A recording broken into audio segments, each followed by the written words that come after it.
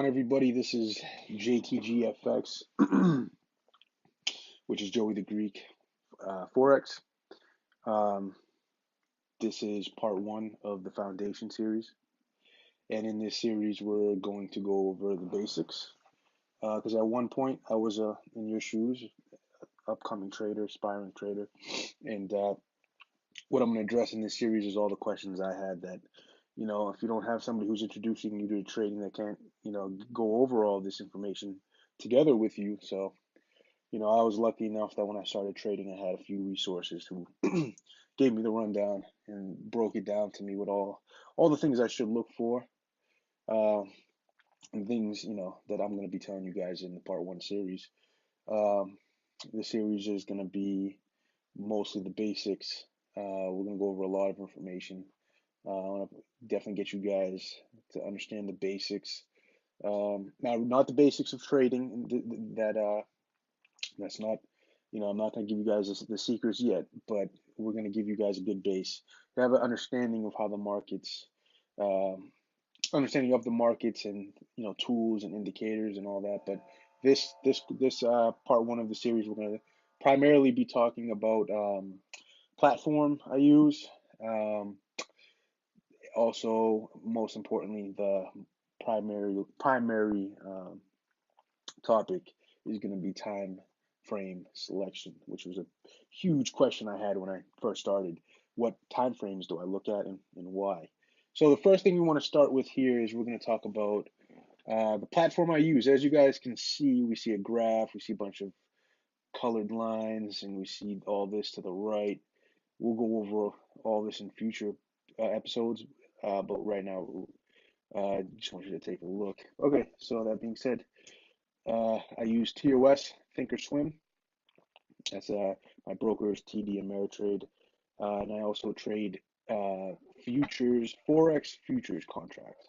I don't trade Forex directly. A quick Google search and you can discover what the difference is. You'll notice some differences in it.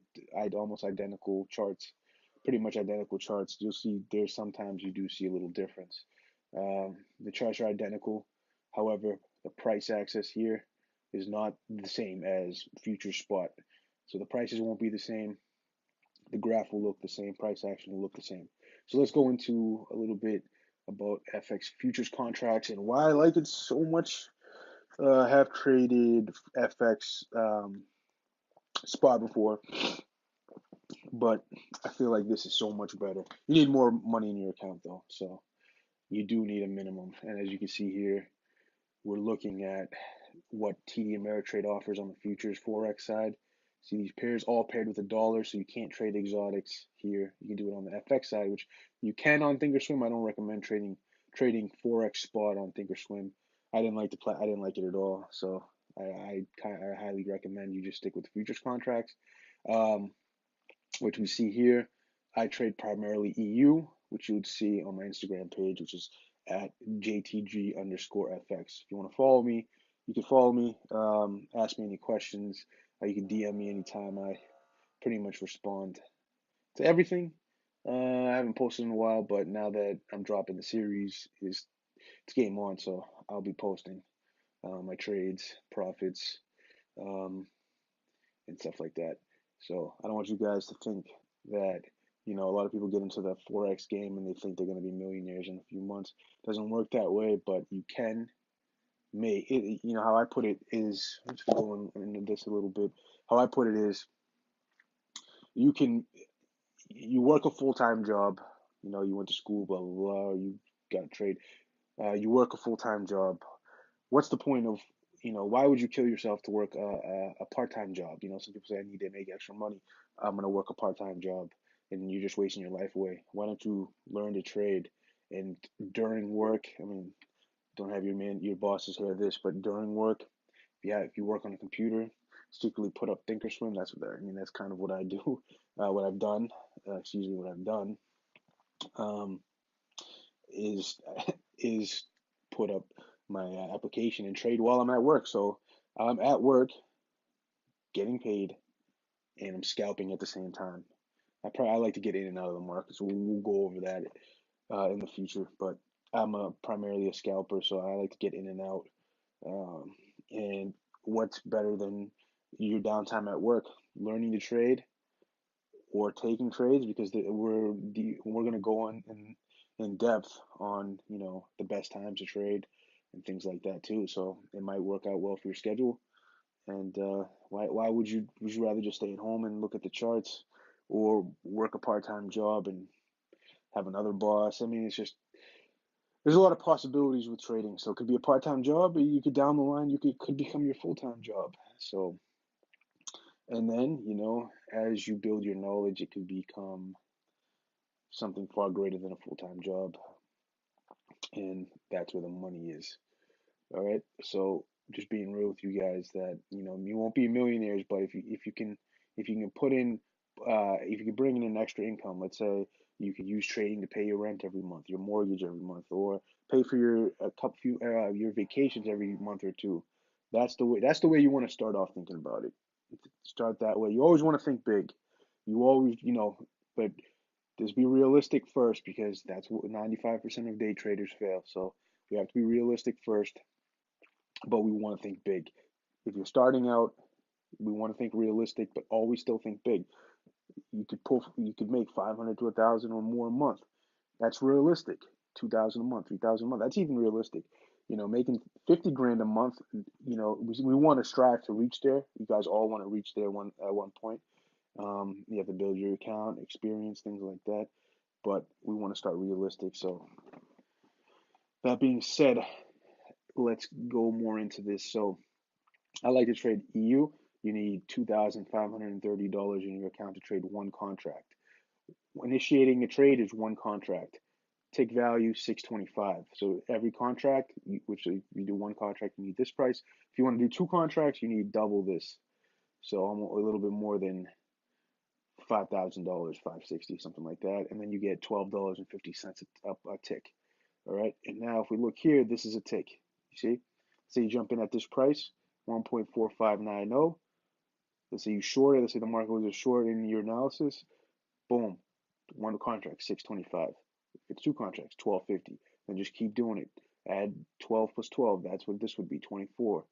And then plus 12. You see what I mean? So see how fast you could make money if you're on the right side. But if you're on the wrong side, you see how fast you could lose money. Now, I'm dropping this foundation series. I'm gonna drop a lot of this is just the start of this series. I'm gonna have other series. We're gonna go more in depth on this, but I'm gonna also, be dropping. It may not be free, but I will be dropping very, very highly accurate strategies that I use. So the way that's gonna be is the way that's going to be set up down the line. It'll be beneficial, because I only search for high probability trades that will go in my favor. It may not happen every day. Um, One of the strategies I have that I will be providing isn't every day. That does happen every day.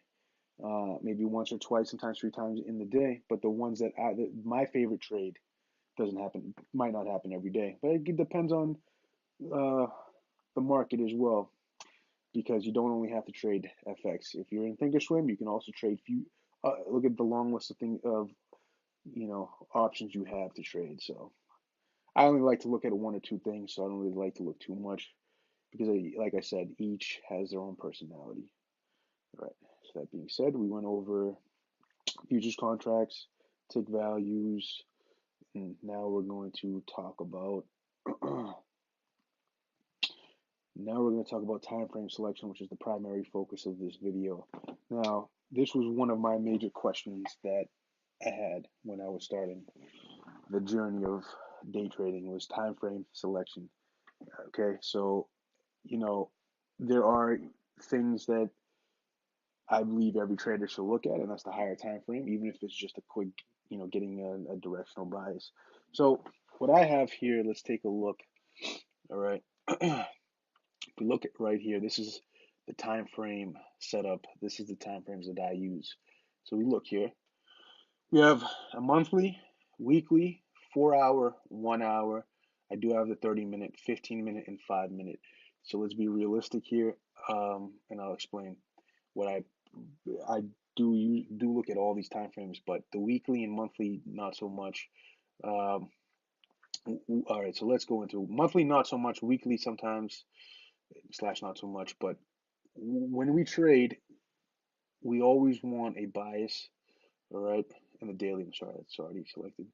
We want a bias, all right. We want to look at the weekly setup. We want to see how the weekly has been set up. Which down the line we're going to go through. I'm going to teach you guys how to look at each time selection and get a bias. All right, but you want to know on the weekly level where the price is going. All right, because on the 5 minute it may look like it's a short, but on a weekly perspective we're still going up. So you want to get a bias on where the market's going. So the weekly and dailies, if you had to choose between weekly and daily over the weekly, of course, because the daily, I'm an in and out trader, so daily is very key for me because I want to see where it's going to go during the day. The weekly, it may be going up, but on Wednesday it may be a short that day. So you want to understand where it's going on a larger scale, and then you want to look at what the directional bias is on the daily. On the 4 hour, that is also to aid the daily. I also like to look at the 4 hour to see if the market is above or below equilibrium, and we'll go into that in others in the future. So I like the 4 hour for that. Now, what I mostly look at, I spend most of my time looking at, is the 1 hour, 15 minute, and 5 minute. 30 minute as well, not so much, but I like to take a look once in a while at the 30 minute. The 15 minute and the 5 minute are very, very important.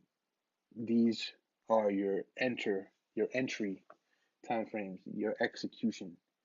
That's when you enter the market. So let's look at the 15-minute time frame here. Okay, let's zoom in a little bit here. Let's take a look here. All right. This right here is a 15-minute candle, another 15-minute, another 15-minute, and another one, which would equal 1 hour candle. Look at the amount of tick values. Look, this goes up by 5. Look at the amount. You could be in the right. You could. Let's say you went long right here. I'm just say you went long right here. Just highlighting whatever, right? It's going to be a long. The drawdown is serious. The drawdown series. The drawdown is serious. So from here to here, depending on how much contracts you went in deep, you could be in a few $100s in the red before going right, going the direction you assume that the market was going in. So entry is very important. As you can see here, I'm going to show you the 15-minute, and then we're going to go into the 5-minute. But I want you to see the wicks right here. See that? See the wick? It wicked. And you see the wicks. Now, if you want even more precision, which is why I'm starting to really love the 5-minute. If you want more precision, let's highlight those wicks. And then we go into the 5-minute here. Let's take a look. All right. Now we see more body. All right. We see more. We still see wicks, but we do see those were all wicks. Anything below this was all wicks. But now we see the bodies of the candles. So it could even give us a better entry point. All right. So I want to just summarize why I have those selections. All right. So you want the weekly perspective of where you think the market's going to go on a weekly directional basis. You could see the market is reaching for this specific level at some point during the week, or maybe your analysis could be wrong, or maybe in 2 weeks it reaches that level. But you want that in the back of your mind. You want the daily perspective, where it's going to go this day. All right, 4 hour as well. I like to look to give me more of a directional bias. I like to see if the market is in above EQ equilibrium or below. Helps me make a decision. All right, helps me with my analysis. And 15-minute/5-minute for the entry. All right, guys. Take what I said and go over it on the charts. Add it to your charts. Maybe you might not like the 1 hour. You might not like the 4 hour, which you might like the 6 hour. But you want to just go in and take a look and see what works best for you. But this was a question I had when I first started, and I'm giving you guys the answers that I was provided with when I first started. So I think this will be beneficial, and I'll see you guys in part 2.